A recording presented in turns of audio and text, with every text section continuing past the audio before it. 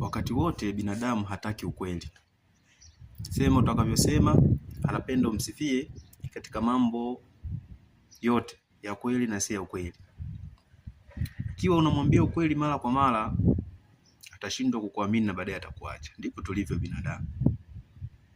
Binadamu akijiangalia kwenye kioo, kwa sababu kioo muda wote kinaonyesha halisia ile ile, ni ukweli. Hasa yeye hataki ukweli, ameamua kutumia filter. Ndugu yangu,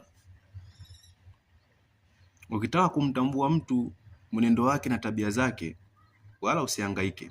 Ukweli upo.